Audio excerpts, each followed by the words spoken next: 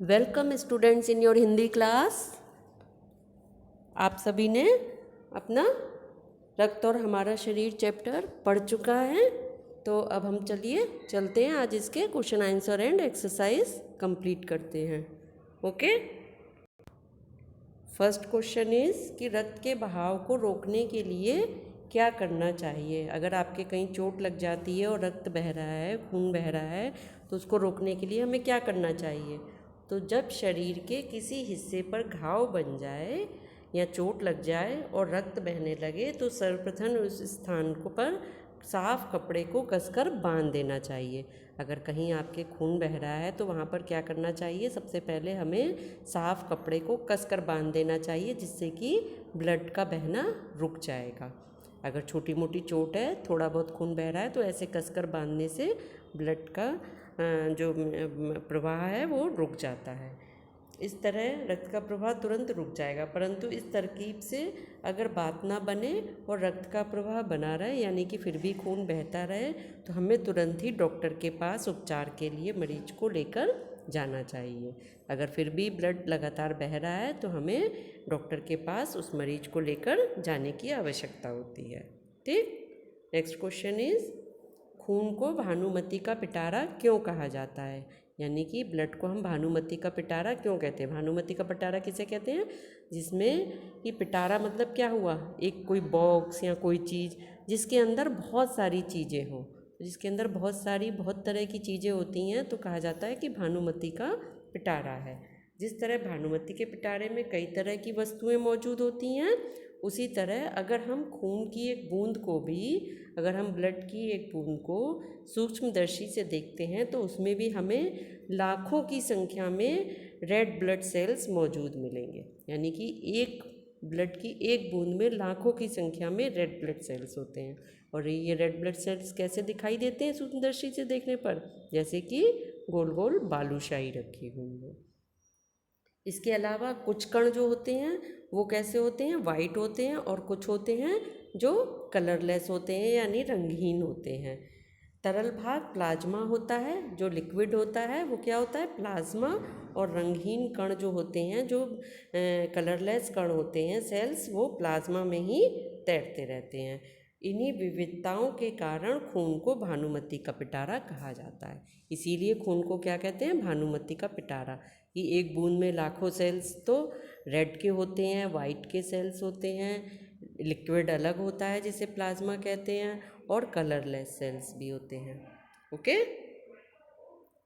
Next question, anaemia से बचने के लिए हमें क्या क्या खाना चाहिए।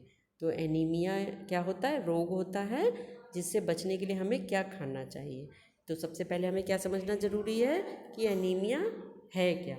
जब हमारे शरीर को उचित पौष्टिक आहार मिल नहीं पाता तो हमारे शरीर में रक्त का निर्माण होना बंद हो जाता है।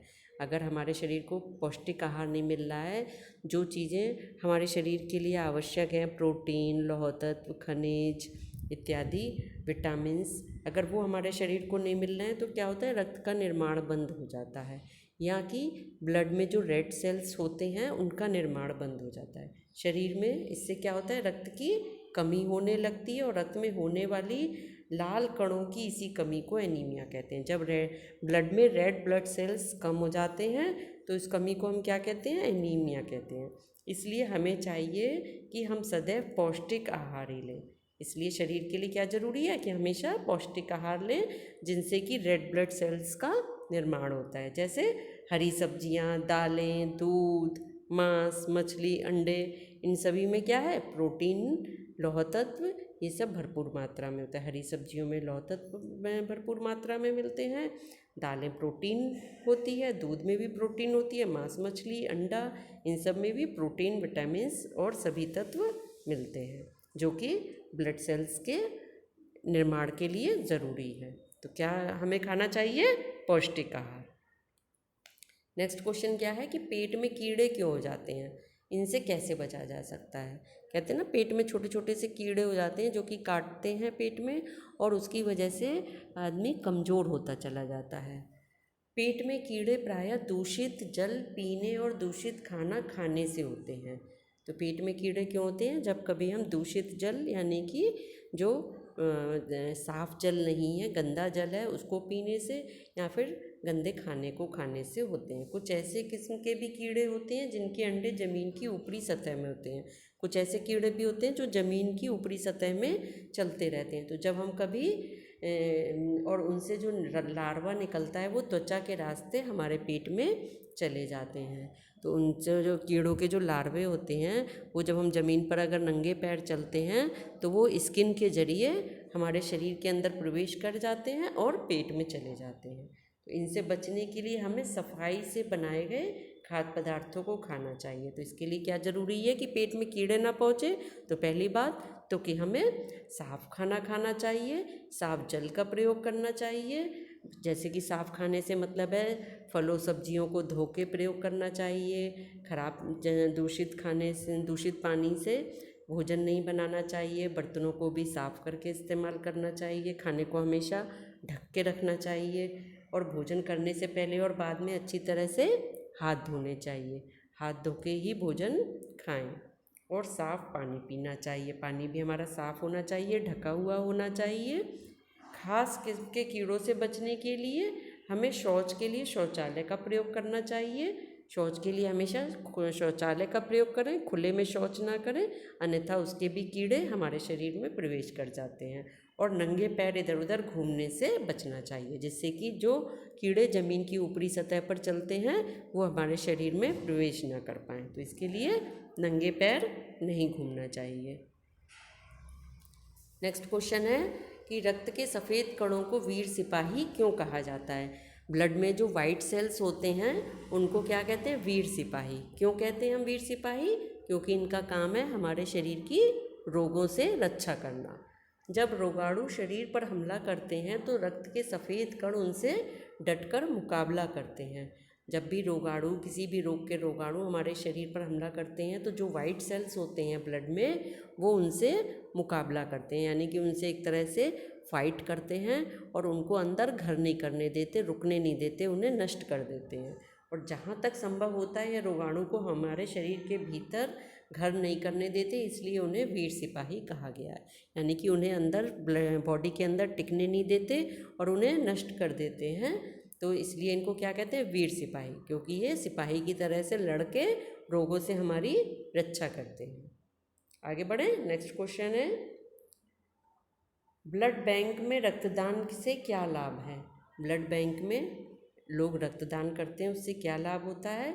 तो ब्लड बैंक में रक्तदान से हम खून की आवश्यकता वाले मरीजों की जान बचा सकते हैं। किसी आवश्यक मरीज को किसी भी रक्त समूह का रक्त ब्लड बैंक से दिया जा सकता है। यानी कि जब किसी भी व्यक्ति के चोट लग जाती है या कुछ भी उसको बीमारी होती है और उसको ब्लड की ज़रूरत पड़ती है तो जो हॉस्पिटल में ब्लड बैंक होता है उस ब्लड बैंक से उस व्यक्ति के ब्लड समूह के अनुरूप ही ब्लड लेकर उस व्यक्ति को चढ़ा दिया जाता है। तो इससे क्या होता है? मरीज की देखभाल होती है। परंतु ब्लड बैंक में भी ब्लड कहाँ से आएगा? जब लोग रक्तदान करते हैं तो वो रक्त ब्लड बैंक में प्रिजर्व करके रख लिया जाता है। तो ब्लड बैंक से किसी भी ग्रुप का ब्लड मिल सकता है, पर वो अवेलेबल होना ज़रूरी है ना। तो इसलिए ही ब्लड बैंक में रक्तदान करना जरूरी है।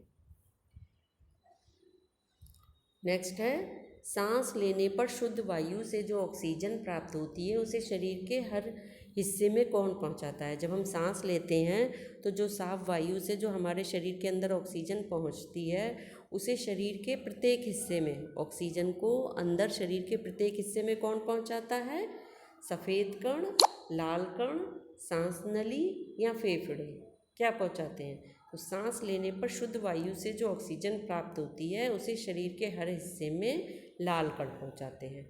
जो ब्लड में रेड सेल्स होते हैं उनका यही काम होता है कि जो हमने ऑक्सीजन ली है उसे शरीर के हर हिस्से में पहुंचाएं और हमारे हर हिस्से से कार्बन डाइऑक्साइड को एकत्र करके वह सांस नली में छोड़ते हैं, जिससे कि सांस नली से वो कार्बन डाइऑक्साइड बाहर निकाल दी जाती है। तो सांस नली का काम ये नहीं है कि वो शरीर के हर हिस्से में ऑक्सीजन, सांस नली तक ऑक्सीजन पहुंचेगी, परंतु उसके बाद जो ब्लड में रेड सेल्स होते हैं वह सांस नली से ऑक्सीजन ले जाकर शरीर के हर हिस्से में पहुंचाते हैं। इसके आगे है कि पार्ट से आगे में रक्त में हीमोग्लोबिन के लिए किस खनिज की आवश्यकता होती है। ब्लड में हीमोग्लोबिन हमारा बढ़ा रहे इसके लिए हमें कौन से खनिज की आवश्यकता होती है। जस्ता, शीशा, लोहा या प्लेटिनम। तो किसकी आवश्यकता होती है, लोहे की। लोहा जो है आयरन कहते हैं ना, तो क्या कहते हैं जब आयरन की कमी होती है तो क्या होता है, हमारा हीमोग्लोबिन डाउन होता है। तो आयरन हमारे किसके लिए ज़रूरी है, हीमोग्लोबिन हमारा बढ़ा रहा है उसके लिए। रेड ब्लड सेल्स का जिससे निर्माण होता रहे। और दूसरा, बिम्बाणु प्लेटलेट कण की कमी किस बीमारी में पाई जाती है। प्लेटलेट कण जो हमारे कम हो जाते हैं वो किस बीमारी में कम हो जाते हैं। टाइफाइड, मलेरिया, डेंगू या फाइलेरिया। डेंगू, अभी कुछ समय पहले डेंगू की बीमारी बहुत अधिक चली थी, तो उसमें क्या होता था, डेंगू होता किसी मच्छर के काटने से है, परंतु इस बीमारी में जो ब्लड में हमारे प्लेटलेट कण है, बिम्बाणु हैं, जो कलरलेस सेल्स को ही बोलते हैं ना बिम्बाणु, तो उनकी बहुत ज़्यादा कमी हो जाती है। और जबकि ये बिम्बाणु हमारे शरीर के लिए बहुत ज़रूरी हैं, तो इससे बहुत नुकसान होता है। ये बिम्बाणु, ये जो प्लेटलेट सेल्स हैं, ये बढ़ाने ज़रूरी रहते हैं। तो आपने सारे क्वेश्चंस समझ लिए, और ये अब इन क्वेश्चंस के आंसर सब आप अपनी लैंग्वेज में कॉपी में करेंगे। Okay, bye bye.